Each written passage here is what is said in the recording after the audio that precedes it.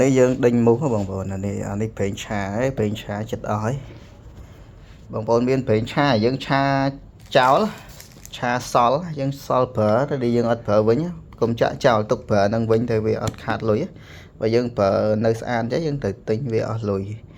អញ្ចឹងអាប្រេងឆាយើងឆាចោលប្រេងខ្លាញ់ជ្រូកក៏បានប្រេងសណ្តែកយើងក៏បានអាប្រេងឆាណាតែយើងឆាចោលកុំទុកកុំបោះចោលណាបងប្អូនទុកវាទៅច្រកដបទុកទៅយើងទុកដេញមូសហើយគ្រឿងផ្សំរបស់យើងមានតែ2ហ្នឹងទេណាមានกระดาษជូតមាត់យើងណាហើយនឹងប្រេងឆាណាហើយសម្ភារៈយើងមានចានដែកនេះក៏បានចានដីក៏បានដែរណាបាទកុំយកចានជ័រទៅដាក់វាឆេះចានអស់ហើយអញ្ចឹងនេះយើងចាក់វាអញ្ចឹងទៅចាក់ជោគណា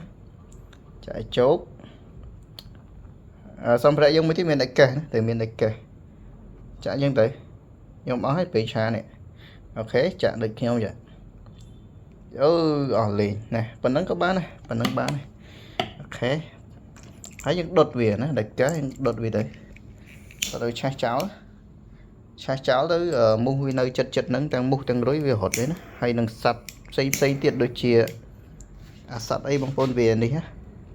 ទូចហ្នឹងដោយវាអាហ្នឹងវាចូលចិត្តខំកបីខំគោ